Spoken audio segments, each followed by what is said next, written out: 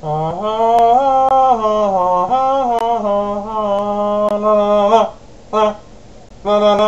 you.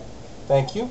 Welcome back. This is part number 2 of our 2007 Wrestlies, our award show for the greatest moments and greatest things about wrestling in WWE wrestling in 2007.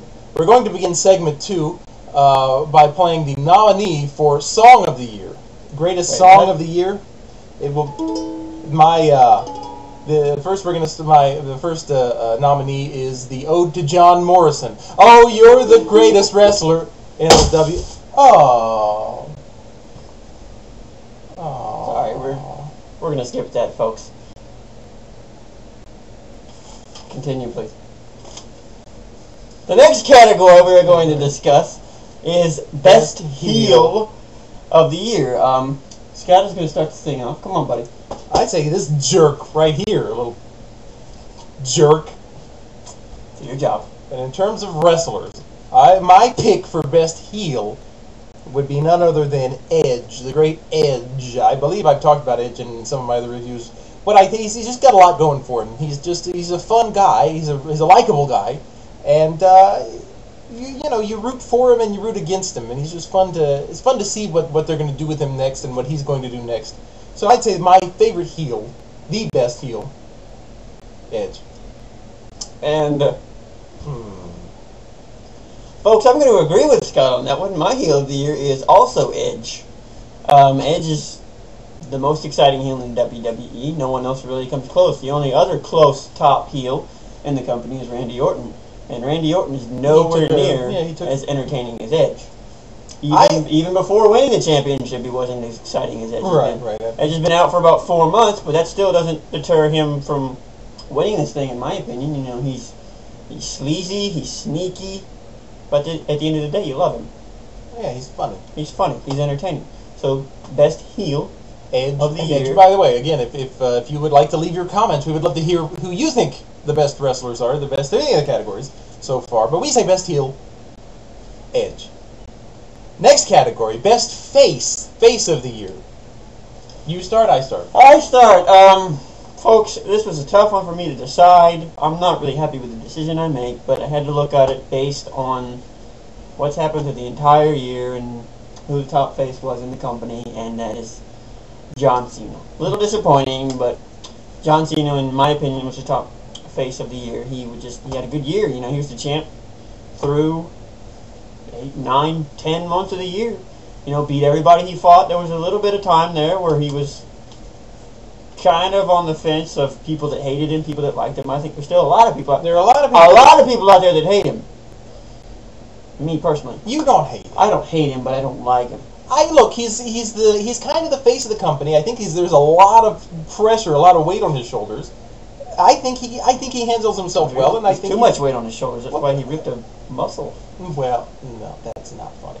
You're going to apologize, Mr. Cena. Are you watching? I thought so.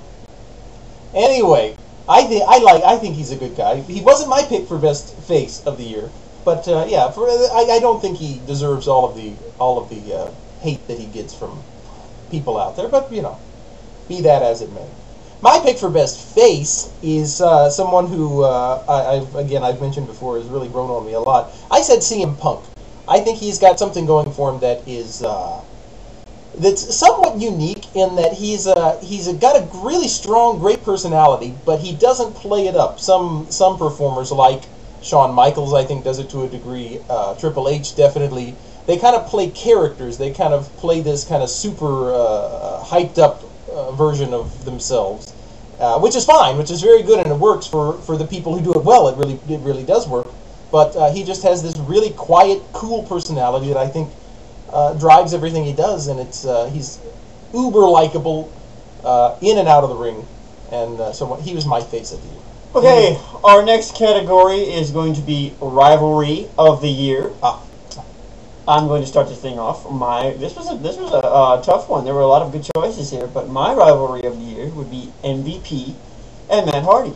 They were an odd pairing when they were tag team champions. That was, odd. I don't know how else to elaborate on that. It's a very exciting rivalry. It's the only rivalry of the year that is not finished. It's going to carry on into next year. And I myself look forward to the conclusion of that rivalry. I think Matt Hardy's going to come out on top in the end, which is going to be great for him. It's a nice push for him. But all in all, through the entire year, it was the best rivalry. It's been about a 6.5 month rivalry thus far, and it's not even finished. So that was my pick. And it's been a lot of fun things with the two of them. So that's a very good pick. Not, however, my pick. I pick, and to sound like a broken record, I go with Punk and Morrison as being my favorite rivalry. I think these are two guys. I've mentioned, obviously, Punk I like, but and Morrison as well. If I could have my ukulele, I could elaborate on my love for Morrison, but apparently it's not going to. I think it's broken. Yeah. But I think those two guys, they brought the best out of each other. They were very fun to watch together. And I think in terms of just character development and story-wise, the two of them had something with each other that they haven't had since they've been apart. And of course, I think they've both suffered to a degree. Of course, Punk gets the most face time now. Morrison is kind of languishing, flailing with his Miz partnership. Hopefully that'll pick up in some way or other soon. But I say Punk and Morrison were the most exciting to watch together, the most exciting to watch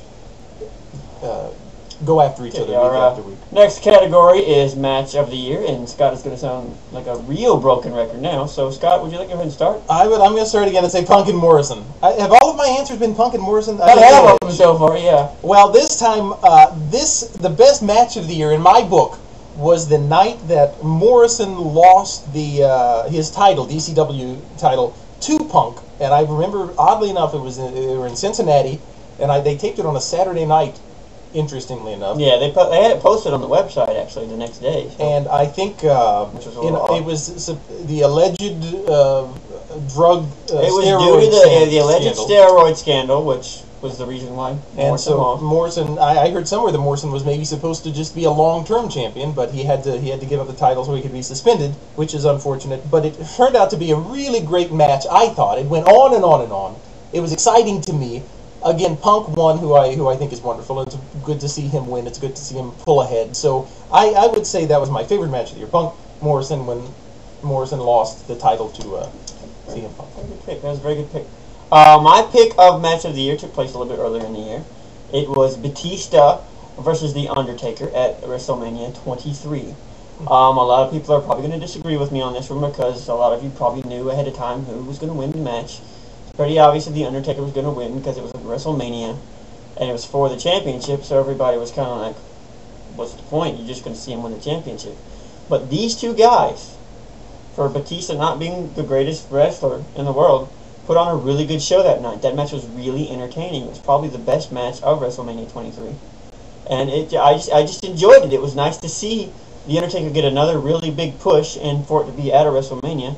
And it was kind of nice to see Batista just kind of step back, a bit. He's been, the top guy on SmackDown for about 2 years now. So it was just kind of nice to see him kind of step out of the limelight and, respect The Undertaker and give the spotlight back to The Undertaker. So my pick was Batista and Undertaker at WrestleMania 23.